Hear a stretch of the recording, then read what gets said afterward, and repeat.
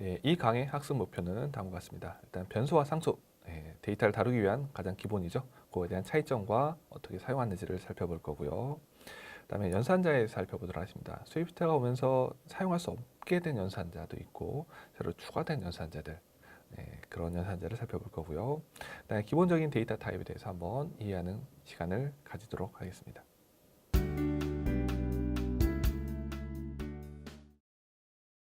일단 기본적으로 코드 작성하는 방법을 한번 살펴보도록 하겠습니다. 일단 소스 코드를 일단 작성할 건데요. 소스 코드를 작성할 때는 확장자는 .swift가 됩니다. 이전 시간에 봤었죠? 그 다음에 단일 파일로 만들 수가 있습니다. 그 다음에 문장 작성할 때는 이제 세미콜론을 생략할 수가 있어요. 넣어도 되고 생략 가능한데 생략할 수 없는 경우가 있습니다. 언제냐면은 여러 문장을 한 줄로 작성할 때는 세미콜론을 생략하면 안 됩니다. 자동으로 생성된 코드를 한번 보면은 상단에 이제 임포트라는 구문이 보일 겁니다. 임포트라는 구문은 프레임워크를 로딩할 때 쓰는 이런 명령이 될 거고요. 됩니다. 그다음에 코드 작성하다 보면은 이제 여러 개의 소스 코드를 나눠서 작성이 되는데 그때는 소스 코드 단위로 임포트를 하지 않습니다. 인클루드를 하지 않고요. 그거는 모듈 단위로 하게 됩니다. 기본적으로 우리가 프로젝트를 하나 만들게 되면은 하나의 모듈로 잡히기 때문에 우리가 만든 프로젝트의 다른 파일도 별도로 로딩하는 과정 없이 그냥 그대로 사용할 수가 있습니다. 그 다음에 이제 메인이라는 거를 볼 건데요. 프로젝트를 만들었을 때 main.swift가 만들어졌죠. 거기는 자세히 보면은 메인이라는 함수가 없어요. 보통 다른 언어에서는 public integer main이라는 함수로 시작했었는데 스위프트에서는 main 없이 그냥 main.swift의 탑 영역에다가 작성하게 되면은 그게 바로 메인 함수가 됩니다. 코드를 짤 때 우리가 많이 사용하게 되는 함수를 먼저 소개해 드리도록 하겠습니다. 프린트라는 함수입니다. 이 함수의 특징이 뭐가 있냐면은 콘솔에 정보를 출력하는 기능을 제공해줘요. 일단 이 프린트라는 함수는 콤마를 이용해서 다수의 값들을 집어넣을 수도 있고요. 그 다음에 프린트라는 역슬래시 가로를 이용해서 그 결과를 또 문자열화해서 출력할 수 있습니다. 스트링 인터폴레이션이라고 합니다. 그래서 밑에 있는 예제 코드는 str이라는 변수에다가 문자를 넣었어요. hello playground. 이 값을 이제 같이 출력하십니다. hello 안에다가 역슬래시 가로 안에 넣었죠. 그렇기 때문에 str이라는 글자가 들어간 게 아니고 str 안에 있는 값이 나타나게 돼요. 그래서 hello playground 이렇게 결과가 나타나게 됩니다.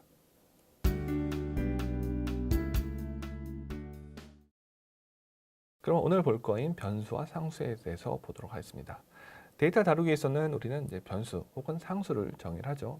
일단 그 차이점을 간단히 살펴보자면 변수라고 하는 것은 값이 변하는 수죠.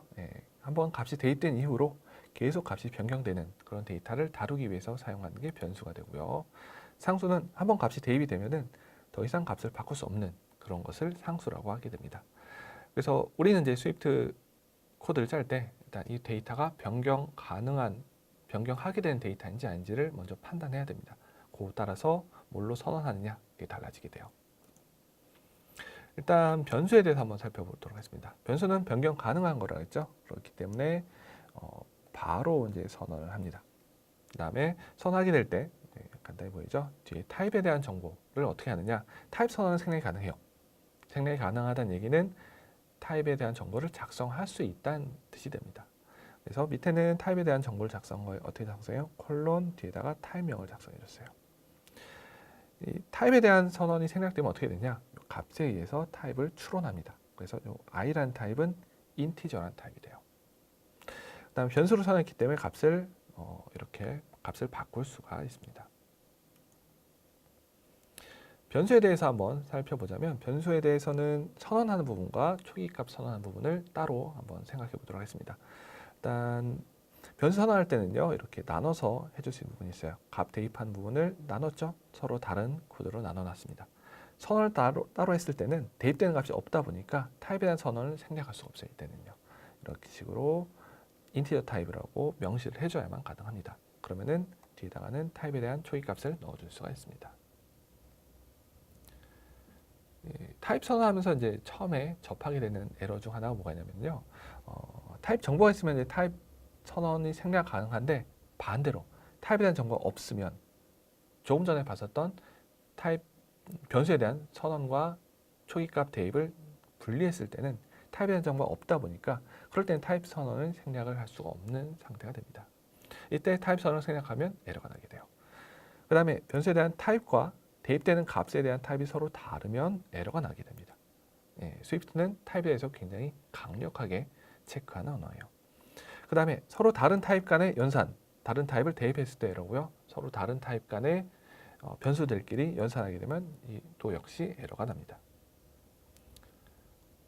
한번 에러에 대해서 한번 구체적으로 한번 살펴보도록 하겠습니다. 먼저 바1이라는 변수를 선언했죠. 뒤에는 10이라는 값을 대입했어요. 그러면 뭘 할 수 있냐? 바1이라는 변수에 대한 타입은 인티저라는 걸 알 수가 있습니다. 인티저 타입의 변수에다가 3.14라는 값, 3.14는 우리가 알고 있는 바로는 실수가 되죠. 정수가 아닌 값을 대입하려고 했기 때문에 이런 에러가 나게 돼요.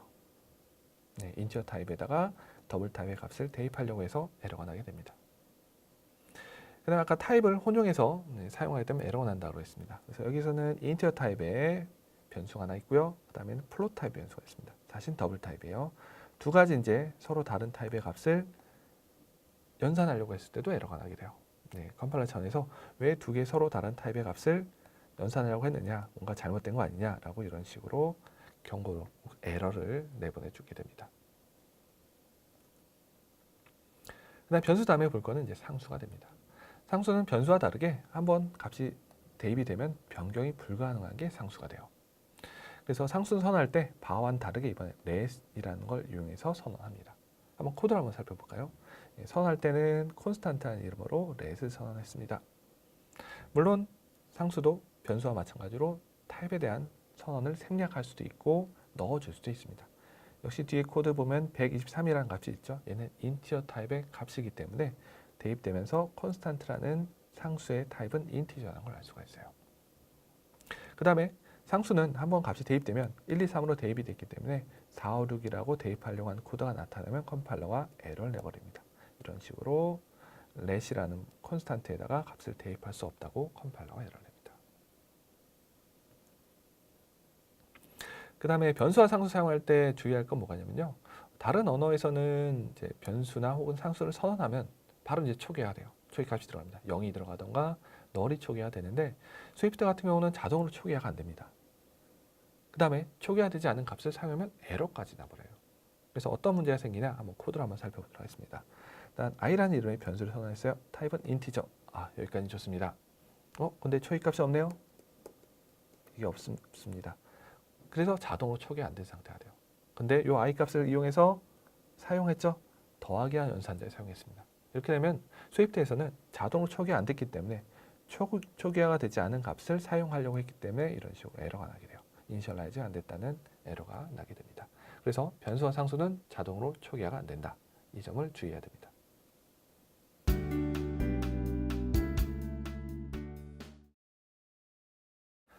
연산자에서 한번 살펴보도록 하겠습니다. 연산자는 다른 언어에서 사용할 수 있던 연산자를 스위프트에서도 거의 그대로 사용할 수가 있어요. 근데 조금 다른 부분이 있습니다. 그런 부분 한번 살펴보도록 하겠습니다. 먼저 볼 거는 산술 이진 연산자라고 하는 거 있죠. 이런 연산자는 1 더하기 2, 1 더하기 3 이런 식의 연산자를 이야기합니다. 이거 연산자 사용할 수 있고요. 그다음에 산술 단한 연산자 같은 경우는 부호를 바꾸기 위한 연산자 있죠. 양수 1이 있다면 앞에 마이너스 붙여서 마이너스 1 음수로 바꿔주는 연산자를 사용할 수 있어요. 근데 이런 산술 연산자 중에서 이제 약간 사용할 수 없는 게 있습니다. 플러스 연산자 있죠? 1을 더하는 연산자, 마이너스 연산자 있죠? 이런 연산자는 사용할 수 없습니다. 스위프트 2까지는 사용할 수가 있었는데요. 스위프트 3가 오면서 어떻게 되냐? 코드 한번 보도록 할게요. i는 0이라고 변수를 하나 선언했습니다. 처음에 초기 값은 0으로 넣었습니다. 그런데 여기다가 1을 더하고 싶어요. 더하기 연산자를 이용했어요. 그렇게 되면 어떻게 되냐? 스위프트 3에서는 삭제가 됐다고 컴파일러가 친절하게 알려줍니다. 그럼 이런 플러스나 마이너스 연산자 대신 사용하는 게 뭐가 있냐면은 플러스는 있죠. 네, 마이너스는 이꼴. 이런 복합 대입 연산자를 이용해서 이 연산자를 대신해서 사용할 수가 있습니다. 또 여기서 살짝 걱정되는 게 있죠. 폼은 어떻게 사용할 겁니까? 폼은 뒤에 플러스나 마이너스 연산자를 많이 사용해왔는데 어떻게 사용되나 좀 이따 범위 연산자를 보면서 살펴보도록 하겠습니다. 그 다음에 연산자를 사용하게 될 때 공백 문자의 사용에 좀 주의해야 되는 부분이 있습니다. 예를 들어서 그 더하기 연산자를 사용하게 될 때는요. 1 공백 더하기 공백 2 이렇게 하면 괜찮습니다. 1 공백 없이요 붙였습니다. 더하기 2 공백 없이 붙였을 때는 정상적으로 더하기 연산자로 동작을 해요.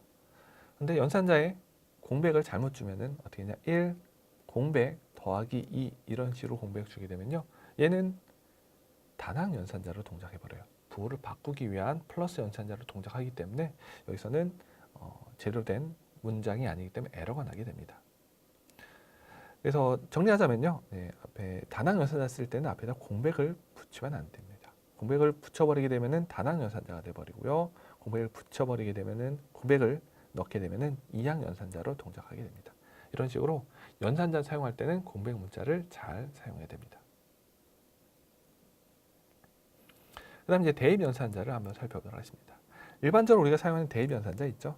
이런 대입 연산자와 함께 이제 복합적으로 사용하고 있는 연산자가 있습니다. 곱하기는, 더하기는, 마이너스는 이런 식으로 있죠. 아까 플러스 연산자와 마이너스 연산자를 대신할 만한 연산자가 있고요. 나누기에서 대입한 연산자, 이런 식으로 복합 대입 연산자들을 또 사용할 수가 있습니다.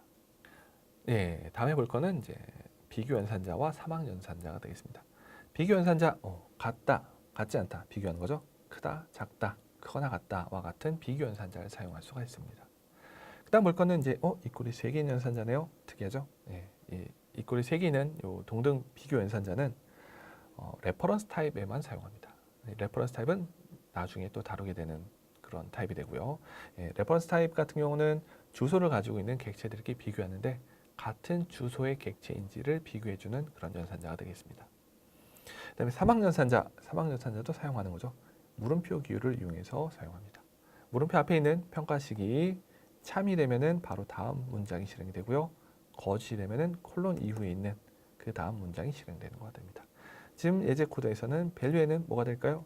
true 결과에 따라서 true가 되면 10이 되고 false가 되면 20이 대입이 되는 그런 코드가 되겠습니다. 그 다음 볼 건 이제 범위 연산자입니다. 스위프트에 이제 추가된 연산자가 되겠습니다. 약간 어려울 수도 있는데요. 보기가 점이 3개예요. 점 3개짜리로 하게 되면 얘는 닫힌 연산자로 합니다. 어느 연산자냐? 앞에 있는 숫자부터 1부터 뒤에 있는 숫자 10까지 10을 포함한 범위를 이야기합니다. 그래서 1부터 10까지를 포함하는 연산자가 될 거고요. 여기서는 이제 그 다음 나타나는 거는 점, 그 다음에 부등호입니다. 이렇게 부등호하게 되면은 얘는 반닫힌 연산자라고 이야기를 하고, 앞에 시작하는 숫자는 똑같습니다만 시작하는 값은 포함하지만 뒤에 있는 값은 포함하지 않는 범위를 표현할 때 사용하는 연산자가 되겠습니다. 그래서 위에 있는 거는 1부터 10까지가 되고요. 밑에는 반닫힌 연산자 같은 경우는 10을 포함하지 않은 숫자 9까지를 포함하는 연산자가 되겠습니다. 범위 연산자가 되겠습니다. 논리 연산자 있습니다. and, or와 not 연산자 있죠? 이런 거는 많이 사용해 봤기 때문에 이런 것도 사용할 수 있다라고 넘어갈 거고요. 그 다음에 연산자 같은 거 사용할 때는 복잡하게 되면 가로 같은 걸 이용해서 사용하면 코드 짜기 훨씬 편합니다. 그 다음 이제 특이한 연산자 하나 있습니다. 물음표가 2개예요. 아까 봤던 사망 연산자 같은 건 물음표가 하나인데 지금 이 연산자 같은 경우는 물음표가 2개짜리입니다. 닐 코에렉션 연산자라고 하는 연산자가 있습니다. 좀 발음이 어렵죠? 얘는 닐에 관련된 연산자예요. 닐은 다음에 다루게 될 챕터에서 다루긴 할 건데 미리 한번 연산자를 살펴보도록 하겠습니다. 닐을 다루는 방법으로는 언래핑이라는 과정이 있어요. 언래핑도 이따가 다루긴 할 건데요. 언래핑은 뭐냐? 닐인지 아닌지를 판단해가지고 닐이 아닐 경우 그 유효한 값을 가져오는 것을 언래핑이라고 합니다. 그래서 이 물음표 2개를 이용한 연산자는요, 닐이면은 뒤에 디폴트 값을 가져오는 게 되고요. 그 다음에 닐이 아닐 땐 언래핑 하는 게 됩니다. 코드 짜면 이렇게 될 거예요. 약간 어색합니다만 첫 번째 게 이제 닐이 될 수도 있는 옵셔널 타입의 값이 와요. 이 값을 판단해 가지고 닐이면은 뒤에 디폴트 값이 대입이 됩니다.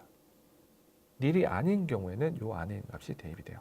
그래서 상황 따라서 닐이면은 뒤에 디폴트 값을 가져오게 하는 연산자가 되고, 닐이 아닐 경우에는 언래핑에서 유효한 값을 가져오는 연산자, 이게 물음표 2개를 이용한 연산자가 되겠습니다.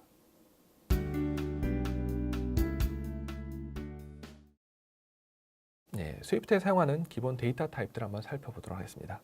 일단 true, false 두 참, 거짓을 다루는 bool 타입이 하나 있고요. 그다음에 정수형 다루기 위한 integer 타입이 있습니다. 다 타입 앞에는 대문자로 시작해요. id가 대문자입니다. 그다음에 앞에 u자를 붙이게 되면 뭐가 되냐? unsigned, 즉 부호가 없는 양수만 다루는 타입이 unsigned integer 타입이 되겠습니다. 실수형 타입 같은 경우는 플롯 타입과 더블 타입이 하나 있고요. 문자와 문자를 다루는 타입으로는 캐릭터와 스트링 타입이 있습니다. 먼저 bool 타입을 한번 살펴보도록 하겠습니다. bool 타입은 타입 선언은 이제 bool이라고 하면 되고요. 그 값은 true나 false를 가지고 사용합니다. 정수형 타입 한번 살펴보도록 하겠습니다. 정수형 타입은 크게 부호가 없는 타입이 있고요. 부호가 있는 타입이 있습니다. 앞에 U자가 붙이게 되면 부호가 없는 타입이 돼요. 그래서 이 타입을 가지고 사용하면 되는데 사실 정수형 타입 안에도 조금 더 세분화된 타입들이 있습니다. 8비트 크기의 int 8이 있고요. int 16, int 32, int 64와 같은 크기별로 다른 타입으로 세분화가 되어 있고요. 거기에 또 unsigned까지 같이 보게 됩니다. 그래서 u, integer, 8 같은 타입도 같이 포함이 돼요. 그래서 정수형 타입 안에는 타입의 크기별로 다양하게 나눠져 있다는 걸 알 수가 있습니다. 그럼 정수형 타입에 대해서 세세히 좀 살펴보도록 하겠습니다. 일단 정수형 타입이 크기별로 좀 세분화된다고 그랬습니다. 일단 인티저 8 같은 경우는 8비트 크기를 가지고 있고요. 그래서 다룰 수 있는 범위는 마이너스 128부터 127까지의 범위를 다룰 수가 있어요. 근데 앞에 unsigned를 붙이면 음수 부분을 사용할 수 없어요. 그래서 0부터 255까지의 숫자를 다룰 수 있는 타입이 되겠습니다. 이처럼 이제 각 타입별로 다룰 수 있는 크기가 달라지게 돼요. 그 다음에 unsigned에 따라서 unsigned 여부에 따라서 다룰 수 있는 그 범위가 달라지기도 합니다. 그런데 우리가 이제 많이 사용하는 타입은 뒤에 이제 숫자를 붙이지 않은 int 타입을 사용을 많이 하거든요. 그래서 이런 타입은 어떻게 되느냐? 32비트 CPU 환경에서는 int 32 크기가 동일하고요. 64비트 환경에서는 int 64와 동일한 크기를 가지게 됩니다. 그럼 각자 궁금하죠? 이렇게 내가 이제 이 숫자를 외워야 되냐? 그건 아니고요. 각 타입 뒤에다가 이제 max나 min을 붙이게 되면은 각 타입이 다룰 수 있는 최소 범위와 최대 값을 얻어낼 수가 있습니다. 그러면 이제 이런 정수형 타입을 다루게 되면서 에러가 뭐가 있을 수 있을까요? 간단히 볼 수 있는 건 뭐가 있냐면 일단 범위를 벗어나면 에러가 나겠죠. 그래서 int 8 같은 경우는 마이너스 128부터 127까지 다루게 되는데 127 넣었으면 괜찮습니다. 밑에 있는 코드는 128을 넣으려고 하는 코드예요. 그럼 다룰 수 있는 범위를 벗어나죠. 그러면 컴파일러 역시 에러를 내보냅니다. int 8에서 다룰 수 있는 범위를 벗어났기 때문에 에러가 나는 것을 볼 수가 있습니다. 그 다음에 타입 호환에 대해서 에러가 나는 부분이 있습니다. 너무나도 이제 깐깐하게 타입을 체크를 해줘요. 같은 인처 타입으로 보이겠지만 우리가 봤을 땐 같은 인처예요. 같은 형제 타입처럼 보이긴 하겠는데 그것마저도 허락을 안 해줘요. int a 타입의 값과 int 16에 대한 타입의 값을 더하려고 연산을 해도 이러면 에러가 나게 됩니다. 마찬가지로 int 32로 변수를 하나 선언했습니다. 상수가 되겠죠. 선언했는데 거기다 int a의 값을 대입하려고 그래요. 그래도 에러가 나게 됩니다. 이렇게 같은 인티저를 다루는 타입이라고 하더라도 스위프트에서는 서로 다른 타입으로 취급이 되어버립니다. 그래서 이런 문제점이 생길 수 있다는 점 있습니다. 그럼 어떻게 되냐? 타입을 변환시켜줘야 됩니다. int a에 대한 값과 int 16의 값을 더하고 싶으면 int a에 대한 값을 int 16으로 바꿔주면 되겠죠. 바꾸는 방법이 타입 뒤에다가 가로 안에다가 그 값을 넣어줘야 돼요. 이런 식으로 하게 되면은 요 안에 있는 값이 바깥에 있는 타입으로 바뀌어서 새로운 값이 만들어져서 두 개의 값을 바꿀 수가 있습니다. 마찬가지로 서로 다른 타입의 값을 대입하려고 할 때도 그냥 대입하면 안 되고요. 앞에 타입에 대한 걸 이용해서 타입 변환을 시켜줘야 돼요. 여기 있는 코드는 실수형 타입의 값을 정수형으로 바꿔서 대입하는 코드가 되겠고요. 밑에 있는 코드는 문자로 된 1, 2, 3, 4를 숫자로 바꾸는 그런 코드가 되겠습니다. 이런 형태로 이제 타입을 바꾸기 위해서는 타입에 대한 생성자 함수를 이용해서 만들어주면 됩니다. 그런데 얘가 꼭 성공하는 건 아니죠. 실패할 수 있는 경우도 있을 거예요. 예를 들어서 헬로라고 문자가 있습니다. 헬로를 숫자로 바꾸려면 어떻게 될까요? 헬로에 해당하는 숫자는 없죠. 그렇기 때문에 여기서는 변환이 실패하게 되고요. nil이라는 게 반환이 됩니다. 그래서 이런 형태로 이제 스위프트에는 타입에 대해서 굉장히 깐깐하게 체크한 언어가 되고 타입을 다른 타입의 값을 섞었을 때는 타입을 변환시켜줘야 합니다. 그래서 예를 들어서 이제 난수를 발생한 함수 있거든요. 네, 여기 보게 되면은 APM에서 보게 되면은 얘가 unsigned integer 31을 반환하도록 되어 있어요. 안에 넣는 값도 unsigned integer 32를 넣도록 되어 있습니다. 그래서 이런 식으로 대부분의 타입이 인티저를 사용하겠지만 몇 가지 특수한 함수들은 몇 가지 특수한 목적을 가진 함수들은 이런 식으로 타입을 구체적으로 명시해 놓은 게 있습니다. 그래서 맞춰서 값을 넣어줘야 되는 부분이 생기게 돼요. 그래서 예를 들어서 argv_random 함수를 사용했는데 일단 결과가 뭐죠? unsigned integer 32가 됩니다. 근데 인티저 타입의 값을 넣으려고 하게 되면 에러가 나게 돼요. 또 argv_random에다가 인티저 타입의 값을 넣으려고 하게 되면은 여기서도 또 에러가 나게 됩니다. 어떻게 하느냐? 이 값을 넣어서 인티저 타입으로 변환해서 사용하거나 혹은 내가 사용하는 변수를 unsigned integer 32 타입으로 맞춰서 선언해서 사용할 수가 있습니다. 네, 지금 물건 이제 실수 타입을 한번 살펴보도록 하겠습니다. 실수 타입으로는 플로트 타입과 더블 타입이 있습니다. 그래서 값을 대입하도록 이렇게 코드를 짜면은 3.14를 대입하도록 짜면은 대입이 되는데 기본 타입은 더블 타입이에요. 그래서 3.14에 대한 값을 넣게 되면 더블 타입의 변수가 됩니다. 나는 플로트 타입을 만들고 싶어. 그럴 때는 앞에다가 플로트라고 타입을 명시해줘야만 그 타입의 변수가 만들어지게 됩니다. 역시 마찬가지로 더블 타입과 플로트 타입에 대해서 혼용해서 사용하면 에러가 나요. 그래서 만약에 플로트 타입과 더블 타입을 더하고 싶다. 그러면 하나의 타입을 변환시켜줘야 합니다. 그래서 더블 타입을 변환시켜서 덧셈 연산을 하면 에러 없이 사용할 수가 있습니다. 런타임에 내가 어느 타입인지 알고 싶을 때도 있거든요. 이제 그 선하는 코드와 이제 사용하는 코드가 같이 있으면은 우리가 바로 코드를 볼 수가 있는데 코드가 좀 떨어져 있을 수도 있어요. 그런 경우에는 타입에 대한 것을 런타임에 알아내는 방법이 타입 오브라는 함수가 있습니다. 사용 방법은요, 변수나 혹은 상수가 있다. 그럴 때 타입 뒤에 오브를 넣어주는 부분이 있습니다. 오브가 있는 거는 나중에 함수를 다룰 때 한번 보도록 할게요. 요 글자 그대로 갑니다. 뒤에다가 변수나 상수 값을 넣게 되면 그에 대한 타입에 대한 이름이 나타나게 돼요. 마찬가지로 더블 타입도 마찬가지입니다. 더블 타입도 넣게 되면요, 타입 오브를 하게 되면은 더블이라는 타입에 대한 정보를 얻어낼 수가 있습니다. 얘를 가지고 어디다 쓸 수 있느냐? 두 개의 변수나 상수가 같은 타입인지 비교하고 싶은 거예요. 그래서 int 타입에 대한 변수와 int 타입에 대한 변수, 두 번째 변수를 두 개가 같은 타입인지 아닌지 비교할 수가 있습니다. 혹은 이 타입의 값이 인티저인지 비교해 줄 수 있는 것도 타입 오브를 통해서 할 수 있는 거가 되겠습니다.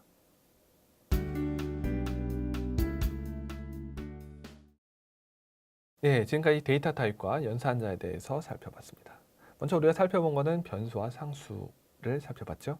변수라고 하는 건 뭐냐? 한번 값이 대입돼도 값을 바꿀 수 있는 것을 변수로 선언합니다. 그래서 bar라는 키워드를 이용해서 선언했습니다. 상수 같은 경우는 한번 값이 대입되면 바꿀 수 없는 경우 상수로 선언하게 되고요. 그때 let이라는 키워드를 이용해서 선언합니다. 변수나 상수는 한번 값을 대입할 때 데이터 타입을 작성해 줘야 되는데 데이터 타입은 대입되는 값에 의해서 정보가 충분하면 그 값을 통해서 추론할 수 있으면 선언을 생략할 수 있습니다. 연산자에 살펴봤습니다. 연산자, 산술 연산자, 논술 연산자, 대입 연산자 같은 거 살펴봤죠. 다른 언어에 있는 연산자를 그대로 사용할 수 있는데 스위프트 3가 되면서 조금 달라진 부분이 있었습니다. 일단 다낭 증감 연산자로 하는 연산자는 스위프트 3에서 삭제가 돼서 더 이상 사용할 수 없습니다. 그래서 대체로 사용할 수 있는 연산자를 한번 살펴봤고요. 그다음에 범위 연산자 있는 걸 살펴봤죠. 뒤에 있는 숫자까지 포함하느냐, 뒤에 있는 숫자를 포함하지 않느냐에 따라서 두 가지 범위 연산자가 있는 걸 살펴봤고요. 그다음에 기본적인 데이터 타입을 살펴봤습니다. 먼저 true와 false 있는 불리한 타입, 그다음에 정수형 타입을 다루기 위한 정수형 인티저 타입, 그다음에 실수형 플로트와 더블 타입을 살펴봤습니다. 그다음에 스위프트의 특징을 우리는 여기서도 살펴봤죠. 타입에 대해서 굉장히 깐깐하게 체크를 해줍니다. 그래서 서로 다른 데이터 타입의 연산이 안 되고요. 서로 다른 데이터 타입의 값을 집어넣게 돼도 에러가 나는 걸 살펴봤습니다. 그러면 어떻게 했나요? 타입을 바꿔줬죠. 이렇게 해서 데이터 타입과 연산자에서 살펴봤습니다.